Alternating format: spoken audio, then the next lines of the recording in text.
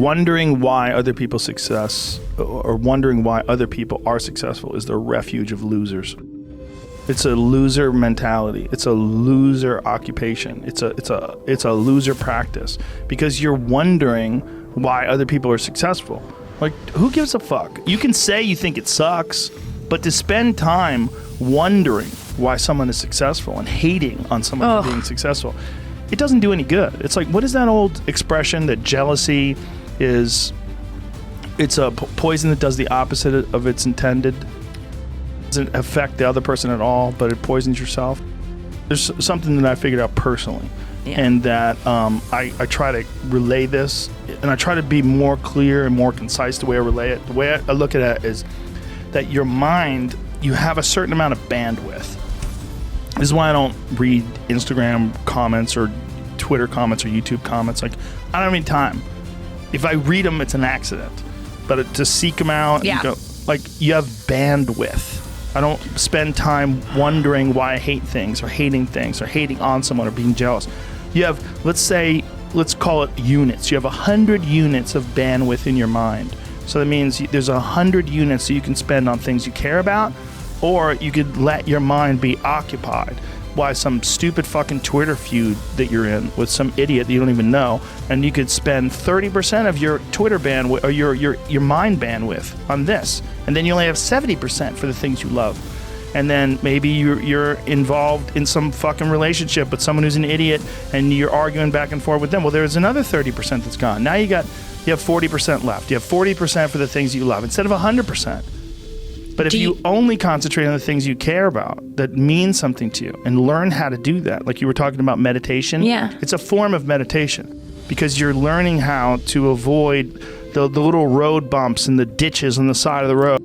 When you stopped drinking, all of a sudden your career took off.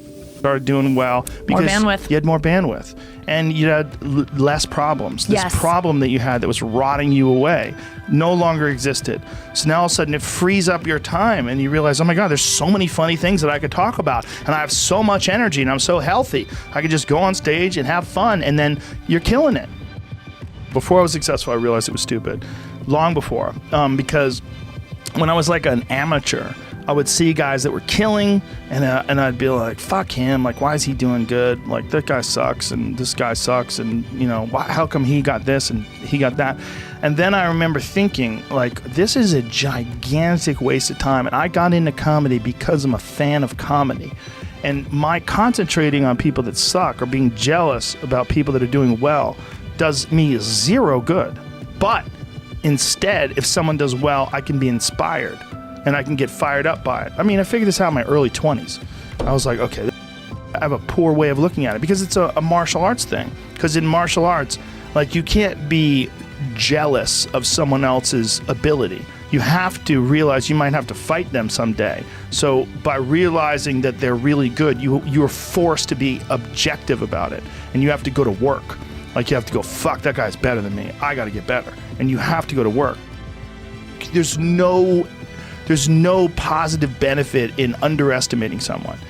When I see someone just murder on stage, fuck, I want to go to work. Go write. I want to get home and write. I want to go perform. I'm like, fuck, that guy just killed. Or holy shit, she just crushed.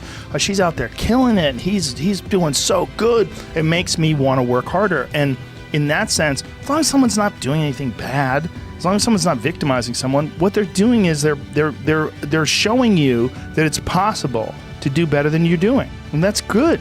Everybody's similar, but everybody's different. And your attitude has a giant effect, not just on your life, but on other people's lives around you. That's the other thing about it. Those I can't catch a break guys, get them the fuck away from me. I can't be around those guys. I don't want to hear that shit. I don't want to hear that shit. I don't buy it. Because everybody has bad breaks. I've had a shit ton of bad breaks. But you know what I did? I stayed up.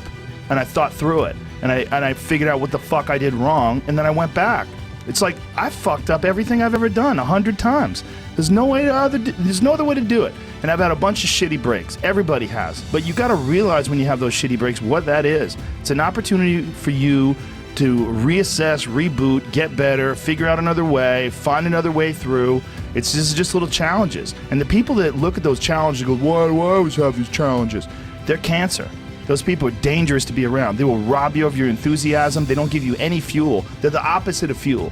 Like the fuel people, they're the hole in the people tank. that are kicking ass. The people that are out there just fucking hustling, always getting things done. The guy, like my friend Jocko, every morning I'll check his Instagram page, 4:30, shows a picture of his watch. Get after it. He's out there working out 4:30 in the morning. He does it every fucking morning. Why? Because he doesn't want to. And that's how you do it. You go and get after it. You don't make any excuses. And those kind of guys are fuel. But those I can't catch a break guys, they're the opposite of fuel. They're just pissing on your fire. They're no fun. And then the people that surround them are all idiots. Because only idiots want to be around I can't catch a break guy. Only the dummies stick around. After a while, even if they're your good friend, you got to be like, bro, you got to fucking stop. You got to stop with all this I can't catch a break bullshit. All the time you're complaining, you could be instead hustling. You could be instead chasing your dream. You could be instead figuring out what you're doing wrong, trying to improve certain aspects of your life, getting your shit together, reading a book, meditating, something. Fucking something. But this I can't catch a break shit is not helping anybody, and it pushes everybody away from you. But some people, they get caught in that pattern, and it might be their parents, it might be how they were raised, somebody might have told them they were useless real early on, it's stuck, and they never feel like they get enough reassurance, they never feel like they get enough motivation. Mind is so different, you know, there's some people that they don't have that obsessed mind. Their mind is like, they're better off, like, running a country store somewhere, just being real friendly to people that come in, being a baker and making good food for folks. Yeah. There's some people that's their thing. That's their calling. Reinforcement of positive goals and reinforcement of positive experiences. I think there's some people that just, they never got any of that, and everything was just work and just drudgery, and they'd rather just lay around because that is the alternative to work and drudgery. A lot of it had come from martial arts too. I'd fought a lot and I'd competed a lot in martial arts tournaments, and I think that from that I realized that like these unconventional paths, they brought me something that I wasn't getting from regular life. It brought me self-esteem. It gave me this feeling that I wasn't a loser. It was the only thing that I'd ever done my whole life where I've said, wow, maybe I'm not a loser. I kind of thought I was an outcast and a loser, and then all of a sudden I was successful at something, only because I was obsessed with it. But then I knew there was no way I was ever going to be able to hold a regular job, and then I got lucky when I was 21 and I found stand-up. And so from then on, I'd kind of like locked into this thing where I'm just going to do what I like and fuck what everybody says, because everybody's giving me advice to do this and advice to do that, and it never seems to be what I want to do. I got lucky and I found a bunch of shit that I like. And if you had said to me, you know, if you asked me if I was, outside of my life, and if I didn't know that I existed, and you said, do you think it's possible to be a cage fighting commentator / stand-up comedian?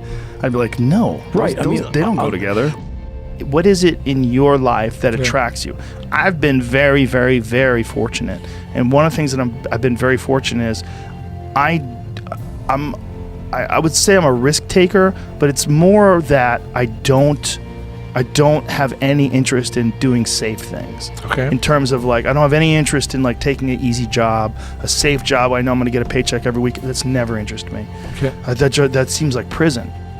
And I've never been able to do it. And I always thought that I was a loser because I couldn't do that. Because other people could work hard, and they can get a good job, and they would get a pension, security.